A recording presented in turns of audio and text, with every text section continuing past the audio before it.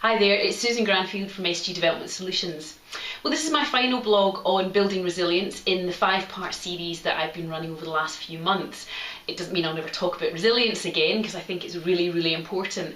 But I just want to finish off the 5-part series that I started with a few months ago, where we were looking at the mind and body connection. We then looked at dealing with difficult situations. We then looked at finding balance in your life. And the last blog I did was about dealing with change. This one is about meaning and purpose. And I think it's so important for me, and just kind of reflecting on my own experience, to build your resilience. If you don't have meaning or purpose, if you don't really know why you're doing the stuff you do, it makes dealing with the challenging times even more difficult. Yet if you've got a clear idea of why you're doing what you're doing, what you can get out of the situation, no matter how bad it might be, it really helps to kind of drive you and move you forward. And as I say, it's from my own experience, but also from reading a book, which I would highly recommend everybody reads, Viktor Frankl's book, In Man's Search of Meaning. And basically he explains, or he describes his experience of being a prisoner of war in concentration camps for 3 years through the Holocaust. And what he noticed about himself, and he noticed about his fellow prisoners, was that the people who seemed to lose meaning, lose purpose in their existence, who lived what he called a provisional existence, were the ones who succumbed to infection. They were the ones who got ill quickest. They were the ones who ultimately didn't survive. Whereas people like himself, who were able to identify some meaning, some purpose in every event that happened to him, regardless of how vile, torturous, distressing, horrendous it might have been, they were the ones that not only survived, but were able to actually almost get something out of that horrendous situation. They had the resilience to survive the worst possible imaginable situation because they found that meaning and that purpose. So he talks about finding your why. And he says that if you have a why, you can pretty much deal with any how.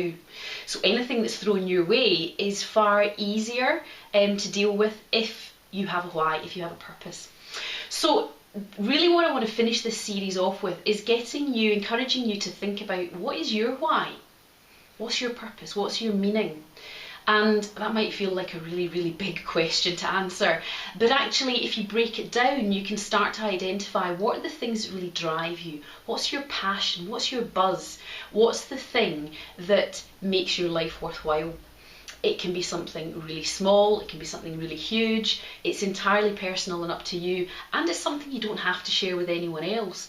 But it's something that if you have in your mind when you're dealing with those challenging and difficult situations that test your resilience, it gives you a foundation on which to bounce back from that, on which to gain strength, on which to tackle and deal with those challenging situations, rather than kind of letting fate take its course.